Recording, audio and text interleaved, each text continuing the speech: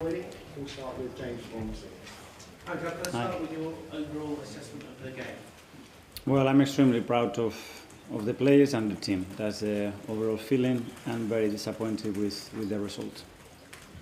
Can I ask, when you were sort of watching and living the experience, did it sort of feel a little bit like last season's game at the Etihad, but with the roles reversed, and that there was one team that had come to really attack and push on, and maybe City were just playing to hold on?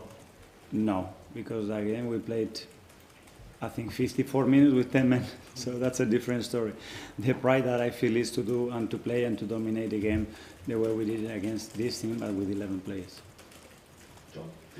Mikel, you made two changes at half-time. Obviously the substitutes at the end also made a difference. Was there an admission there with your first half-time changes that maybe the team selection in the first instance wasn't quite... No, too easy to say that. I think it's very clear what we wanted to do. Very well the way we started the game. I think we completely dominated. I think after they scoring the goal without doing absolutely nothing before that, we were a bit shaky for 5 or 7 minutes, and after that we still got grip of the game again and start to dominate it. And in the second half it was a continuation of that with one different player and then with 2 or 3 different players. Is it unfair to characterise it as a safety first line? Do you think there was enough attacking talent considering the attacking talent that you possess in there? I leave that to you. But for me, it's a lot of attacking players in that team. Yeah. Mikel, independent? Mikel, were you surprised with how withdrawn Pep went? Because we've never really seen that from him before. I think everybody tries to do its best to get the result that they want, so it's fine. Can I just ask about the substitutions? Was Madueke just tactical, or was he carrying anything? No, I think he had an issue. He had an issue very early in the match, and he wasn't well enough to continue. And when Eze came on and played in that more of a central role rather than wide, is that something that you see as being an interesting possibility that you're using him? Yes, that's why he played today in that position. Yes. Okay, Sandema? With the Donnarumma voice at PSG in the Champions League last season, he caused you guys a host of problems. Today, he played well again, I thought. Yeah. In terms of his play, what do you make of him, especially on set pieces, the way he punches the ball? He's so dominant in the box, and every ball that is in and around the 6-yard box, his timing, the way he executes the action is super efficient. It's very difficult, and today again he made some very important contributions not to lose the game. And with Martinelli, were you tempted to possibly bring him on earlier in the game?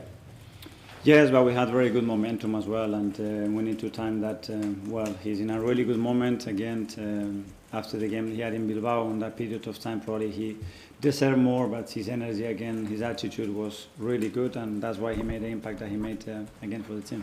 Alex, BBC? Just on Gabriel Martinelli again, what does it say about him? 2 decisive impacts, both off the bench. A player could go the other way when they get dropped after. That we want consistency on that, on every player that is not starting the game to be able to do that, because you see how long the matches and the level that requires to beat them, and very happy with him. Jordan, son?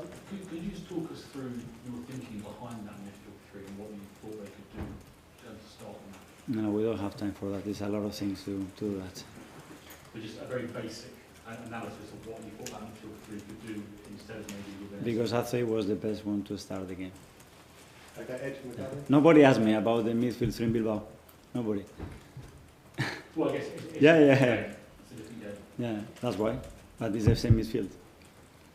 So why did you keep it? Because I believe he was the best thing for the team. Okay, Ed, Guardian? Just, Mikel, just on Joe Perez, didn't have any shots and any chances really. Are you concerned about the lack of service with him? Well, there was a lot of very good balls in the box, especially I remember 3 of them that he was very, very close to doing against City. To have very big open chances is extremely difficult. But he's certainly trying his best and trying to do that, and we have to provide more for him, that's it. Do you think you need to try and do something a bit different to create chances for him? For him? Yeah, than what you're doing. Well, there were a lot of situations that the chances were there, and then especially the final pass was missing today. In many moments I was very, very, very open. Okay, last 2. Firstly, Tom from Football. Mikel, as it came on at half time and obviously made a real difference with the pass on Martinelli. Yeah. That central role to him, Is that something that you see in this future kind of being the primary, or is it a case of the versatility is going to benefit you all over the foot? Yeah, he does, and today he played a little bit more shifted to the right, and it was a reason for that when he plays shifted from the left, whether he's as an attacking midfielder or as a winger coming to that space as well. He's someone that is very, very efficient and very creative. We know that, that's why we brought him, so we're using him in different spaces. Okay, finally, David from Sport. Hi, Mikel. Hi. You obviously have more options on the bench compared to last season, for example. How much is important for you to understand which one is the right one for the moment you are leading? Well, there's a lot of factors, obviously. The first one is their performance level at the emotional state that they are in. That's one. And after that is what we believe is the best thing in relation to the opponent and the type of game that we predict. And after that, there is as well chemistry and relationships that make each other better, and we really need to understand it. Okay, guys, thanks very much. Thank you.